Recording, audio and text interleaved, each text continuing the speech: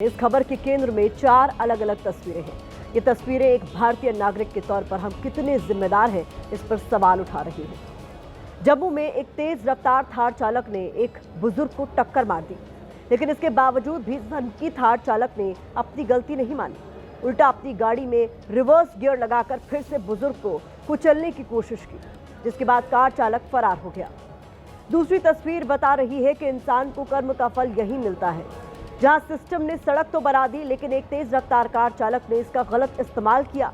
तेज रफ्तार कार चालक ने एक साइकिल सवार बच्चे को बारिश के पानी से भिगोने की कोशिश की, लेकिन कुछ ही सेकंड बाद कार सड़क से उतरकर पलट गई।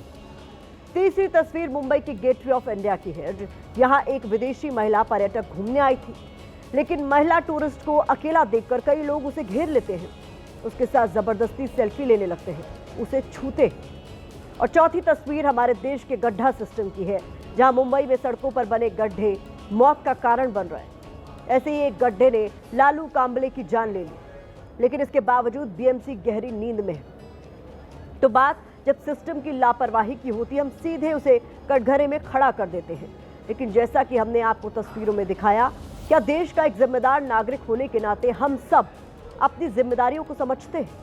पहले बार जम्मू में थार वाले सनकी की करते हैं, जिसने पहले एक बुजुर्ग को टक्कर मारी, फिर बीच सड़क मर्डर करने की कोशिश की।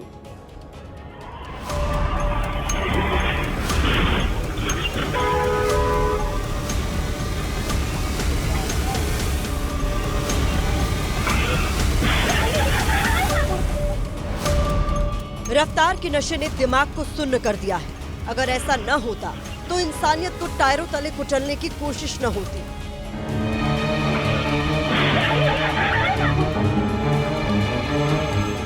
रोड रेज की यह तस्वीर जम्मू के पौष इलाके गांधीनगर की है,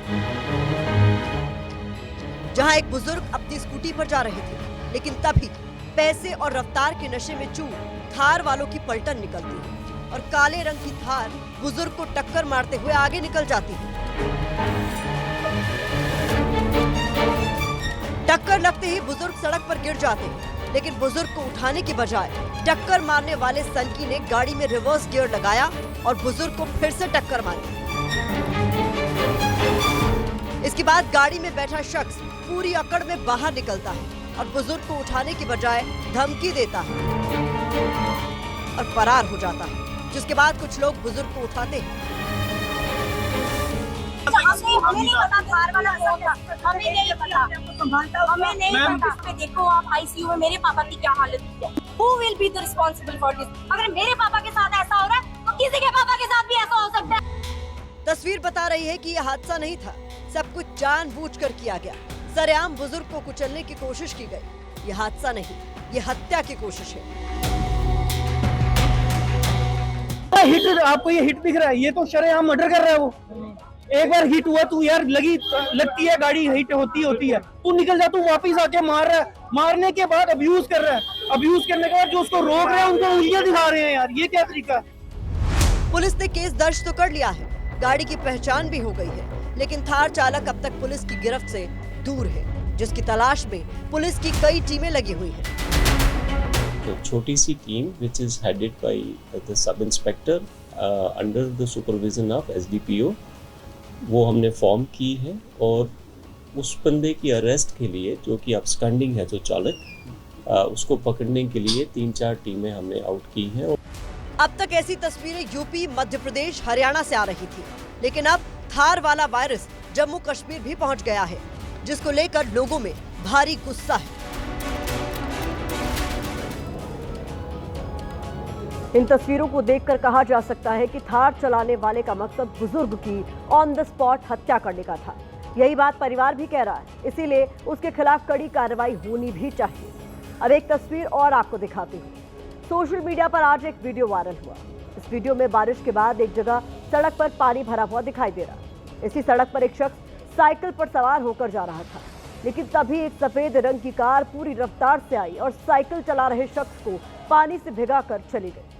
लेकिन इसके बाद कार चालक को उसके कर्मों की सजा तुरंत ऑन द स्पॉट ही मिली। कार की रफ्तार तेज होने की वजह से कार का बैलेंस बिगड़ गया और कार झाड़ियों में पलट गई।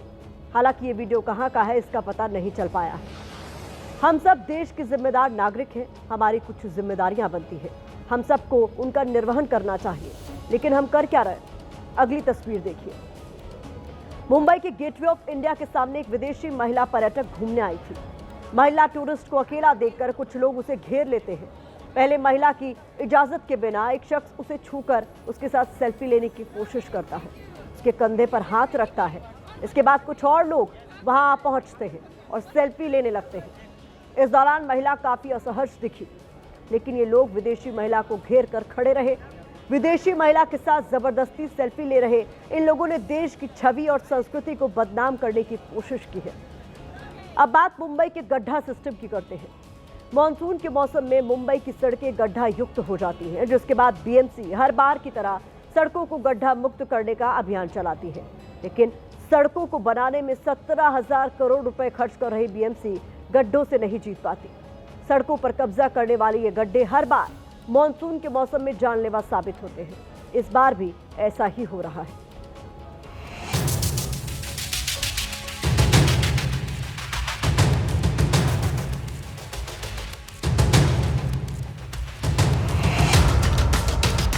महाराष्ट्र में सरकार बदल सकती है, समय बदल सकता है, लेकिन सड़कों पर कब्जा जमाए इन गड्ढों की तस्वीर नहीं बदलती। हर साल मॉनसून में गड्ढे सिस्टम को चिढ़ाने आ जाते हैं। मुंबई की सड़कों के ये गड्ढे जानलेवा हैं, जो इंसानों का शिकार कर रहे हैं। ये मुंबई के अंधेरी में रहने वाला लालू कांबले परिवार है, जिसमें मौत के बाद मातम पसरा है, क्योंकि ऐसी ही एक गड्ढे ने विजय के पिता लालू कांबले की जान ले ली। जब ये इंसिडेंट हुआ वो पवई में हुआ था, और पवई का इतना प्राइम लोकेशन, वो एक गड्ढा मेरे लिए, मेरे पापा के लिए मौत का कारण बना है।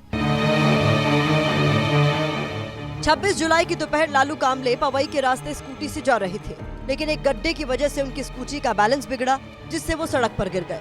उसी वक्त पीछे से आ रहे एक डंपर ने लालू कांबले को कुचल दिया।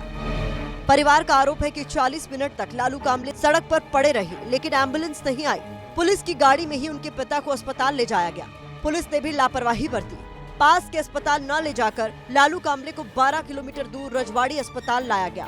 अब परिवार आरोप लगा रहा है कि पास के अस्पताल में ले जाया जाता तो जान बच सकती थी। अभी खड्डे के अंदर गिर गया तो खड्डे को जिम्मेदार मानेगा, कोई तो उठा के लेके जाना मांगता था। इंसान भी नहीं रहा, सब लोग देखते खड़ा हो गया बोलते उधर। एक परिवार को उजाड़ने के बाद अब बीएमसी की नींद टूटी है। अब गड्ढों को भरने का काम शुरू हुआ है, जैसा हर साल होता है। इसे खाना पूर्ति ही कहा जाए तो ठीक रहेगा। पूर्ति के काम आखिर कब तक जारी रहेंगे? और ये मैं किसी मुंबई के अंदर के इलाके की तस्वीर आपको नहीं दिखा रही हूँ। ये मुंबई का वेस्टर्न एक्सप्रेस हाईवे है। एक तरफ जुहू, एक तरफ बैंड्रा, एक तरफ अंधेरी, सब यहीं पर मौजूद है। और इस सड़क की ये तस्वीर है जो आप देख रहे हैं। यहाँ तस्वीर देखिए, इस तरह मुंबई के गड्ढे अब भरे जा रहे हैं। ये उसी मुंबई का हाल है जिसकी जिम्मेदारी बीएमसी के पास है। शहर की सड़कों को बनाने के लिए बीएमसी 17,000 करोड़ खर्च कर रही है, लेकिन इतने भारी भरकम बजट के बाद भी ये गड्ढे उसका पीछा नहीं छोड़ रहे। सरकारी आंकड़े बताते हैं कि पिछले साल के मुकाबले मुंबई की सड़कों पर 8% गड्ढों में बढ़ोतरी हुई है। इस साल जून से 18 जुलाई तक मुंबई की सड़कों पर करीब 6,758 गड्ढे पाए गए हैं। कुल शिकायतों में से बीएमसी ने 18 जुलाई तक सड़कों पर 6,213 गड्ढों को भरा। बीएमसी ने गड्ढों से लड़ने के लिए अपने सभी 227 वार्डों में सड़क इंजीनियर तैनात किया है, जो 10 से 15 किलोमीटर के दायरे में रोजाना निरीक्षण करेगा। इसका काम 24 से 48 घंटे में गड्ढों की शिकायतों का समाधान करना है, लेकिन इसके बावजूद ये गड्ढे जान लेने पर आमादा हैं। बीएमसी की नींद अब भी नहीं टूटी है। अब भी बीएमसी खाना पूर्ति कर रही है, पैचिंग कर जिम्मेदारी से पल्ला झाड़ रही है।